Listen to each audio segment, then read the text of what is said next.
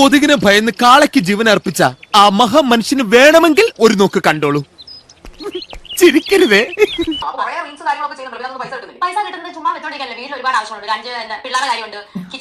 അഞ്ച് പിള്ളേർ, കിച്ചു, മച്ചു, ചേച്ചിയുടെ 2 ജുച്ചു, പിന്നെ ഏതടി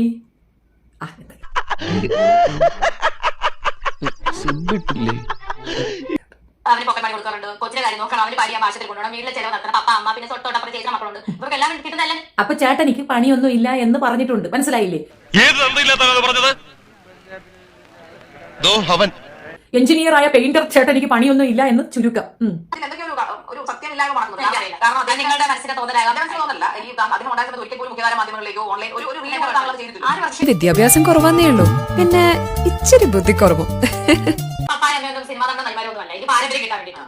അച്ഛൻ മൈക്കാടാണ്, മൈക്കാട് തങ്കുവിന്റെ മൈക്കാട് മോളാണ്. ഇനി മൈക്കാട് പണിയാണ് നിനക്ക് പറ്റിയിട്ടുള്ളത്. എന്നാലും കുഴപ്പമില്ലടി, അത്യാവശ്യം അഭിനയിക്കാൻ കഴിവുണ്ടെങ്കിൽ അഭിനയിക്കുന്നതിന് തെറ്റൊന്നുമില്ല. പക്ഷെ നിനക്ക് ആ കഴിവില്ല. അവരെ പല്ലെറിഞ്ഞിട്ട് കാര്യമില്ല, ആരാണെങ്കിലും ചിരിച്ചു പോകും. ഇപ്പൊ നിന്റെ കഴിവ് കൃത്യമായിട്ട് നിന്റെ അപ്പന്റെ അമ്മയുടെ പണി എന്താണെന്ന് നീ പബ്ലിക്കിന് കാണിച്ചു കൊടുത്തു. അവരുടെ പാരമ്പര്യം കാത്തു സൂക്ഷിക്കുന്ന പരിപാടി നീ ഇപ്പൊ ചെയ്യുന്നുണ്ട്. ഗുഡ്.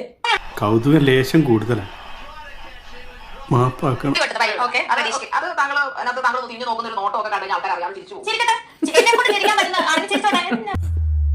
വെറുതെ ചിരിപ്പിക്കരുത്. ഒരു കാര്യം മനസ്സിലാക്കുക, ഇപ്പൊ ഏറ്റവും കൂടുതൽ ഈ പെണ്ണിന് വേണ്ടി സപ്പോർട്ട് പറയുന്ന ഈ തവളമോറിയാണ് ഇപ്പോ ഈ വൃത്തികേട് പറയുന്നത്. ഇതിനകത്ത് നാറ്റുകരുത്. ഇനി തോന്നിയാസം പറഞ്ഞു നടന്നാലുണ്ടല്ലോ നാട്ടിലടിച്ചാൻ സൂപ്പാക്കും.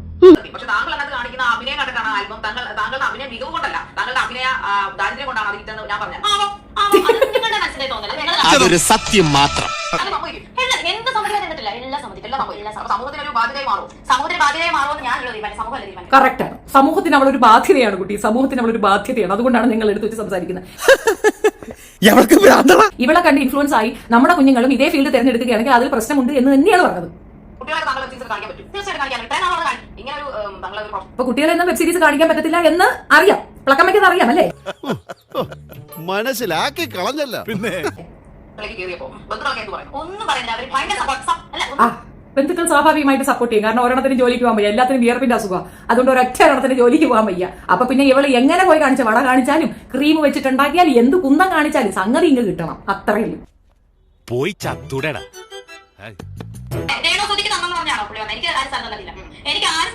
പിന്നെ നീ അവിടെ കിടക്കണ നിനക്ക് ഇറങ്ങി പോയിക്കൂടെ ശല്യമേ? ആ മനുഷ്യന്റെ പ്രോപ്പർട്ടി കയറി ഫിറോസ് വെച്ച വീടിനകത്ത് കിടന്നുകൊണ്ട് ഈ ഗർജനം കാണിക്കാൻ നാണയില്ലേ തള്ളേ? ഇറങ്ങി പോയിക്കൂടെ തള്ളേ? നിനക്ക് പറ്റൂലേ, കളഞ്ഞിട്ട് പോടേ, കുറെ സമയമായിട്ട് കളിയാക്കണ്. അത് നമ്മള് കണ്ട്. അതിച്ചിരി കൂടുതലല്ലേ? ആ സർട്ടിഫിക്കറ്റ് കിട്ടി. അവളെ ചേച്ചി തെറി വിളിച്ചത് എടുത്ത് ചോദിക്കുകയാണ്, കുടുംബത്തോടെ നിങ്ങൾ ഇങ്ങനെയാണ്, അതായത് തെറി കുടുംബമാണോ എന്നാണ് ചോദിക്കുന്നത്. അപ്പം ഈ പറയുന്ന പ്ലക്കമ്മ ശാരികയ്ക്ക് അറിയാം അവർ തെറി കുടുംബമാണ്, തെറിയാണ് വിളിക്കുന്നതെന്ന്. എന്നിട്ട് ഇവൾ എന്നെ വിളിക്കുന്നത് തെറി താത്താണ്. ആ പറഞ്ഞവനെ ഇങ്ങോട്ട് വിളിച്ചോണ്ടാ അടിച്ചവന്റെ കർണക്കുട്ടി ഞാൻ പൊട്ടിക്കും.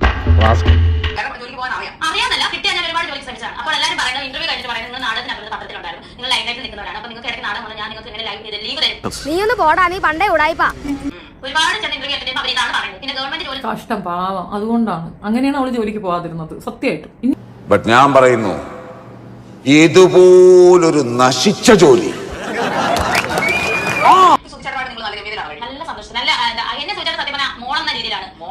മോക്കൊരു കൊച്ചിനെ കൊടുത്തേ ഉള്ളൂ, മോളൊക്കെ തന്നെയാണ്. അയ്യോ ഓർമ്മിപ്പിക്കല്ലേ പൊന്നെ. വിദേശത്തൊക്കെ എന്തെല്ലാ കിട്ടുന്നത്? നിങ്ങളൊക്കെ എന്നെ ഇങ്ങനെ പറഞ്ഞുകൊണ്ടിരിക്കൂ, ഞാൻ ഇങ്ങനെ വിദേശത്തേക്ക് പറന്ന് നടക്കും എന്നാ പറഞ്ഞത്. വിദേശത്തേക്ക് പോകുന്ന എന്തിനാണ് ഞങ്ങൾ തെളിവ് ഉൾപ്പെടെ കൊണ്ടുവന്ന് തന്നെ? ഇനിയുണ്ട് ഒരെണ്ണം, അത് ഞാൻ അടുത്ത വീഡിയോയിൽ പറയുന്നതായിരിക്കും. തേങ്ങ പത്തരച്ചാലും താളല്ലേ കറി. ഞങ്ങൾ അങ്ങനെ ആയിക്കോട്ടെ, സന്തോഷായി.